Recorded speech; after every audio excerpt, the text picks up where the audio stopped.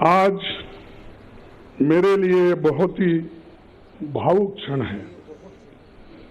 आज एक वर्कर, मजदूर का बेटा, एक सामान्य कार्यकर्ता को भारतीय राष्ट्रीय कांग्रेस का अध्यक्ष चुनकर ये सम्मान देने के लिए आप सबका हार्दिक आभार और धन्यवाद देता। मैंने 1969 में ब्लॉक कांग्रेस कमेटी के अध्यक्ष के रूप में शुरू की थी, उसे आपने आज इस मुकाम पर मुझे पहुंचाया है। जिस महान राजनीतिक दल का नेतृत्व महात्मा गांधी जी, पंडित जवाहरलाल नेहरू जी, सुभाष चंद्र बोस जी, सरदार पटेल जी, मौलाना आजाद जी, बाबू जगजीवन राम जी, इंदिरा गांधी जी और राजीव गांधी जी ने किया हो, उस जिम्मेवारी को संभालना मेरे लिए सौभाग्य और गौरव की बात है। डॉक्टर अंबेडकर ने जो इस देश के संविधान को बनाने में अपनी आधुनिक भारत को निर्माण, कांग्रेस पार्टी का जो बेमिसाल योगदान है, मैं समझूंगा इसको रक्षा करना हमारा सबका फर्ज है। इसके लिए लड़ना हम सबको तैयार होना चाहिए। कांग्रेस के सभी पुराने अध्यक्षों को याद करते हुए मैं आप सबको भरोसा दिलाता हूं कि अपनी मेहनत से, अपने अनुभव से जो कुछ भी संभव होगा मैं करूंगा, लेकिन आप सबको भी मेरे साथ पूरी ताकत के साथ, लगन के साथ ठहरना होगा। यही मेरा अपील है। आज इस अवसर पर कांग्रेस के करोड़ों कार्यकर्ता की तरफ से श्रीमती सोनिया गांधी जी के बहुमूल्य योगदान के प्रति हृदय से आदर, सम्मान और आभार व्यक्त करना चाहूंगा। मुझे याद आता है 15 जनवरी 1998 का दिन, जब बेंगलुरु के नेशनल हाई स्कूल मैदान में आपने अपनी पहली जनसभा में कहा था कि मैं कर्नाटक से राजनीति की दीक्षा ले रही हूं। तब से आपने रात दिन निस्वार्थ मेहनत कर कांग्रेस को संभाला है। सोनिया जी हमेशा सच्चाई के राह पर चलती रही।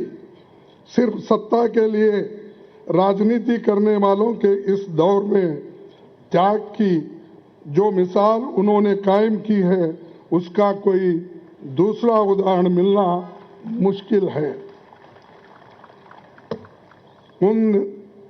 उनके नेतृत्व में ही 2 बार यूपीए की सरकार बनी। तब आम लोगों के हित में एक से एक शानदार काम हुए। MNREGA, food security act, right to information, right land acquisition, right to forest rights जैसे कितने ही कानून आपने बनाया, जो सोनिया और डॉक्टर मनमोहन सिंह जी के नेतृत्व वाली सरकार की बहुत बड़ी ये उपलब्धि है।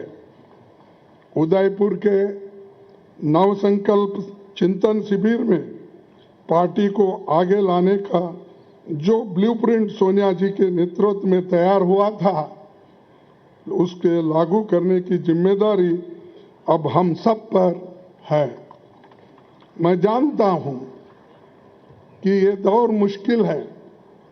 हम सब जानते हैं कि जैसे लोकतंत्र की स्थापना कांग्रेस ने की थी, उसको बदलने की कोशिश आज हो रही है। किसने सोचा होगा कि देश में कभी ऐसी राजनीति का दौर भी आएगा जिसमें झूठ का बोलबाला होगा और सत्ता में बैठे हुक्मरान लोकतंत्र को कमजोर करने में जुटे होंगे। लेकिन मैं ये भी जानता हूं कि झूठ, फरेब और नफरत का ये तंत्र हम तोड़ कर रहेंगे। कांग्रेस की विचारधारा भारत के संविधान की विचारधारा है और करोड़ों देशवासी उसमें दिल से यकीन करते हैं। ऐसे बहुत से लोग कांग्रेस पार्टी के साथ फॉर्मली जुड़े हुए नहीं हैं, लेकिन वो लोकतंत्र को बचाना चाहते हैं। कांग्रेस अध्यक्ष के नाते मैं उनसे कहना चाहता हूं कि आइए हम साथ चले। मैं उन्हें यकीन दिलाता हूं कि ये देश के सबके लिए और कांग्रेस की सबकी भलाई इसी में है। कांग्रेस पार्टी 137 वर्षों से लोगों के जीवन का हिस्सा है। हमारे अच्छे काम के बावजूद, हमारे नेताओं के त्याग के बावजूद मतदाता हमसे कुछ रूठ गए हैं।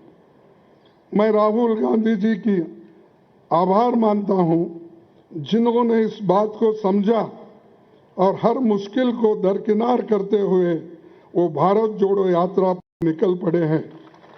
वो लोगों से मिल रहे हैं, उनसे सीधे संवाद कर रहे हैं, उनके दुख और दर्द को सुनकर वो हर लोगों से मिल रहे हैं, चाहे वो एनजीओ हो, इंटेलेक्चुअल्स हो, जर्नलिस्ट हो, किसान हो, मजदूर हो, बच्चे हो, सभी के साथ रास्ते पे मिलते हैं, उनके पूछते हैं। फिर जब इंटरवल होता है उस वक्त उनसे संवाद भी करते हैं। ये बहुत बड़ा अचीवमेंट हमारे पार्टी के लिए है और यही बड़ी देन हमारे लिए है, खासकर मेरे लिए है। कन्याकुमारी से कश्मीर की इस भारत जोड़ो यात्रा में हर रोज लाखों लोग जुड़ रहे हैं। देश में एक नई ऊर्जा पैदा हो रही है। इस ऊर्जा को हम व्यर्थ नहीं जाने देंगे। कांग्रेस अध्यक्ष के रूप में ये मेरा दायित्व है। इस दायित्व को पूरा करने में मुझे आपका साथ चाहिए और मैं आपके साथ काम करने के लिए इस विषय में तैयार हूं। मैं नीचे से काम करते हुए आया हूं। एक primary members block Congress committee काम करते करते इस पार्टी को जुड़ा हूं।